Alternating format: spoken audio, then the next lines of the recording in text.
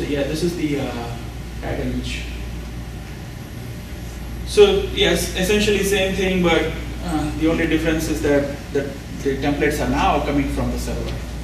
And if you view the source on that page, you just see all of the script language. Okay, you will not see it. You will not. Okay. Yeah. So it's actually rent. Okay. Okay. Yeah. So I'll come to that. There's a slide for that. Okay. Okay. Sorry. Just hold on to that question. Okay. Very good observation. Okay. So there is one problem doing this way. Is you can have just one template per file. Okay. So let's say you have maybe 20 to 30 templates on a very complicated page. That means now you're going back and forth 20, 30 times to get the template. It would be nice to group similar templates. Think about namespace. What we do is we group similar class into a namespace. It would be nice if we can group templates which are similar into a file, into one file, and the other templates into some other file. So let's see how to define multiple templates. So we have to have a script block. We cannot get rid of the script block. So essentially, I have the product template. Okay. Oops. So here is my product template, and here is my categorized template, and here is my uncategorized template. And interestingly, you will see that I have also moved the JavaScript function, the format currency, along with the template. This is personal preference as well. What I believe is that this particular function is something which is used within the template, so I would like to keep along with it. So, but what I'm trying to show here is doing this way, you can not only have template, but you can also have the associated JavaScript code which is used within the template within that HTML file.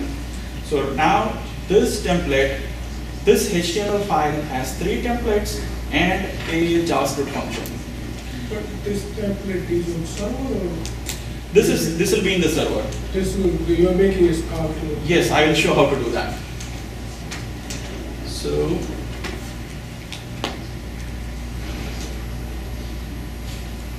I use the same standard $get syntax to get product templates, which ends with S, this particular one, and not this one. And then this is where I'm doing something differently. I grab the HTML body, this particular thing, and I inject the entire content, this whole thing, all these 3 templates, to the HTML body. So it's as good as declaring these templates within the HTML file itself. So now we have brought everything to the body. So then I use the standard syntax, grab the template which is injected to the body, bind the products, and append this to the container. So let's run this. So same thing, behind the scenes we are using multiple templates in one file. But the only drawback is that you don't get syntax highlighting, but if you are still worried about syntax highlighting, what I would recommend is just comment this, and then you will get syntax highlighting. And then when you are done with it, just uncomment it. The uncomment doesn't work there. Anyway,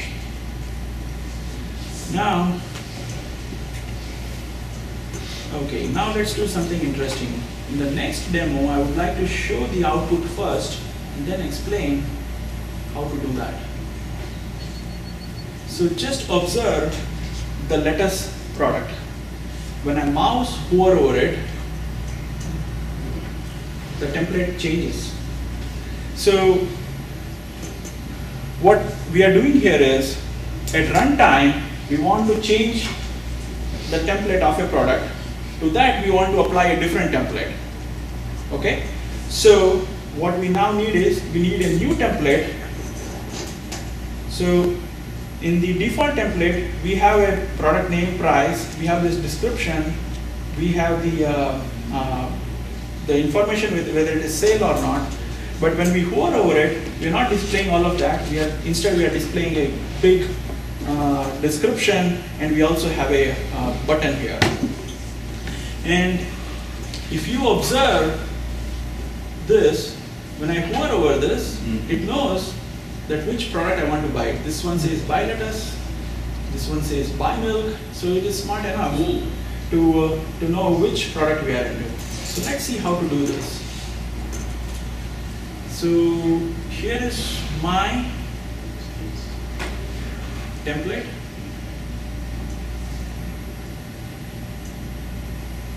Okay, so the same product template which you saw in the previous demo, the product template, we have product template categorized and uncategorized.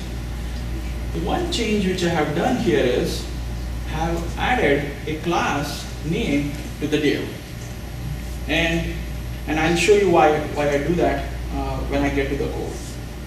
Okay, so here I have defined my product template, categorized template, uncategorized template. And here is my JavaScript function. Here is where I have defined my new template. So when I mouse hover over this, I want a new template to be used. So I have a template which has a class name hover display, and this line is same. This line is same as well. But then I have this new parameter which I will show you in the JSON. So just assume that the JSON array has an extra info which I am displaying here. And the button, the title of the button, so you saw this buy lettuce. So it is actually coming from the product name. So buy, the actual product name. And so let's see how to do this, how to use this, how to do the dynamic update.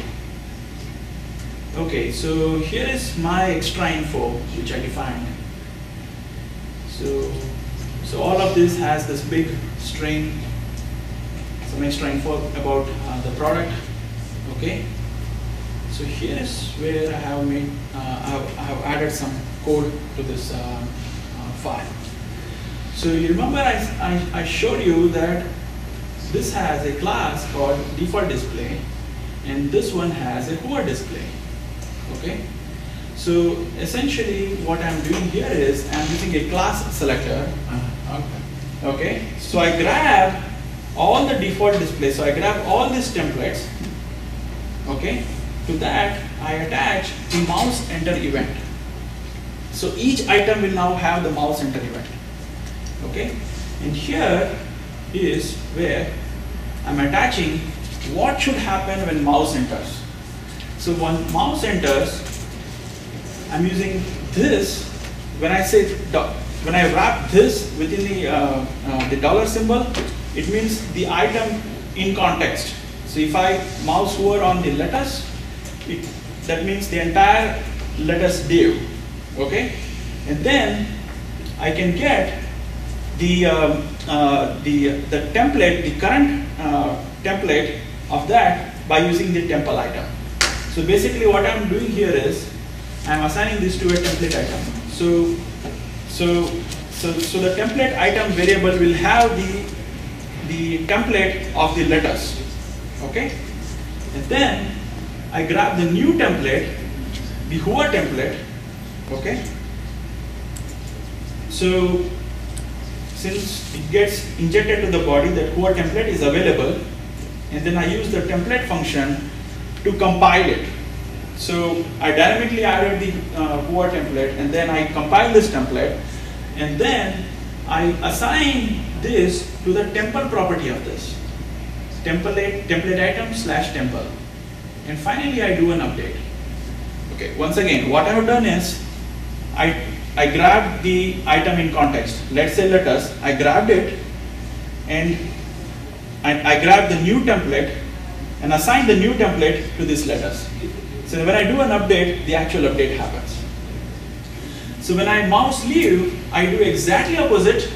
Instead of product hover template, I put back the product template. Okay, so that's how this works. So there is one small problem with this. So each time I'm doing a ID selector and then I'm compiling this template. It would be nice if you can cache this. So let's see how to do caching here. So in the next demo,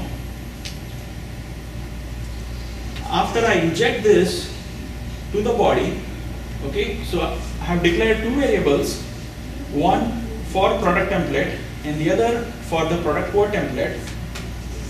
So after I inject this to the body, I grab that template, compile it, and cache it in product template, and grab the Whoa template, compile it, and cache it in the product Whoa template.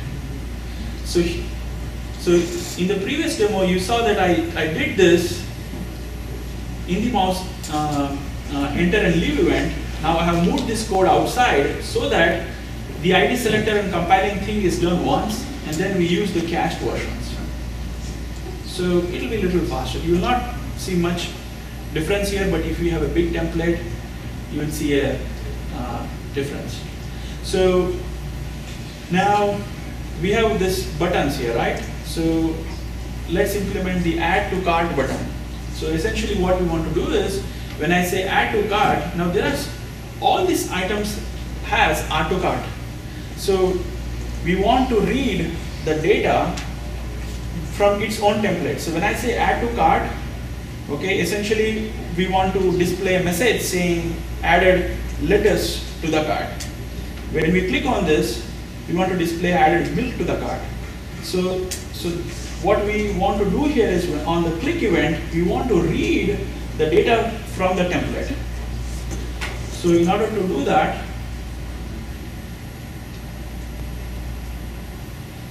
so if you look at the template, the Whoa template, where I have declared my button. So the button has a class called buy button.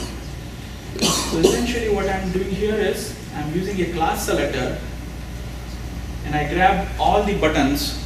So there are 6 items, so I grab all the 6 items. To that, I attach the click event. So when any of those buttons are clicked, this particular code is executed. So I do exactly the same thing which you saw before. This .temple item will grab the current item in context. If it is, if the add to cart button on the lettuce is clicked, so that lettuce item will be in this. Now we want to grab the data within that. So we use the data property. So the data within the in the item is actual product itself. We'll assign this to a product variable, and then we simply do product.name. Okay, so let's run this.